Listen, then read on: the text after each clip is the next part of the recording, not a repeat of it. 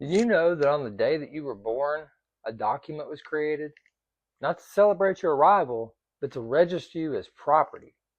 Not as a living child, not as a human being, but instead as a legal entity, a corporate fiction assigned a number, filed in a government office, and traded as an asset on a ledger most people never see. This is not a conspiracy theory. This is commercial law. And once you see it, you cannot unsee it. In 1302, Pope Boniface VIII issued a document called the Unum Sanctum. In it, he declared that every soul on earth and everything these souls possessed belonged to the Holy See. That was the first claim, the first legal fiction that a body of men had authority over living people. Centuries later, governments refined the model. They learned that you cannot tax a living man. You cannot conscript a soul. You cannot hold a free person liable to a system they never agreed to enter. So they created a workaround. Like they always do, right? When your parents registered your birth, the state created a legal twin.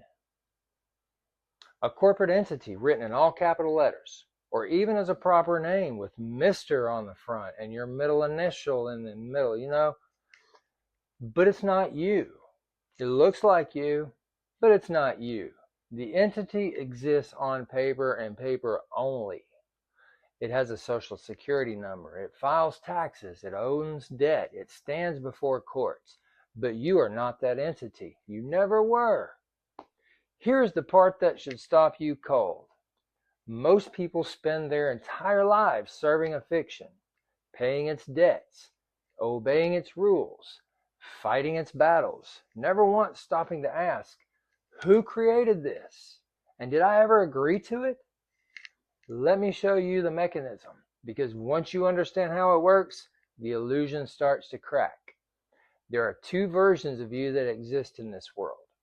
The first is the living man or the living woman, flesh, blood, breath, consciousness. You existed before any government. You have rights that were not granted by any legislature. They are inherent to your nature as a living being. I may need to say this part twice because most people just haven't internalized what this means. Your God-given rights are inherent to your very being, and the Constitution backs this up. The second is the legal fiction created by the state, written in all capital letters on every government document you have ever received. Your driver's license, your passport, your bank statements. Look at them. That name is not you. It is a representation of you. One that the system can control, tax, and prosecute. Roman law called this concept capitis diminutio, the diminishment of a person's legal standing. When you unknowingly consent to being represented by your corporate fiction, you step down from your full standing as a living being, not by force, by consent. Quiet, uninformed, manufactured consent. The system does not hide this. It simply never explained it. The information is in the law books and the court records and the commercial codes. It has always been there, but it is written in a language most people are never taught to read. If this is landing for you, if something in you is stirring like right now, that's the awakening. That is why this channel exists. Subscribe and hit that like button, because what comes next goes even deeper, and you're going to want to be here for it. Understanding the corporate illusion is not about escaping your responsibilities. It is not about refusing to pay taxes or arguing with judges over word games. It is about something far more profound. It is about knowing who you are. When you walk through the world believing you are a number, a taxpayer, a consumer, you tend to act like one. You accept limitations that were never real. You trade your sovereignty for the comfort of compliance. You let a fiction define the boundaries of your life. But when you understand that you are a living being with inherent standing, something shifts. You stop asking permission for things that were always yours. You stop begging systems to recognize rights they were designed to obscure. This is not rebellion. It is remembrance. Every tradition that has ever pointed toward the truth, Gnosticism, Stoicism, Hermeticism, the ancient thought the same thing, that the greatest prison is the one you cannot see, that the walls are built from beliefs, not bricks. The corporate illusion is one of those walls. Now here's where most people stop. They learn this, feel the weight of it, and then do nothing. Because the next question is harder than the first. If you are a living man or a living woman, and you are, unless you identify as something else, I guess, then what does that actually mean in practice?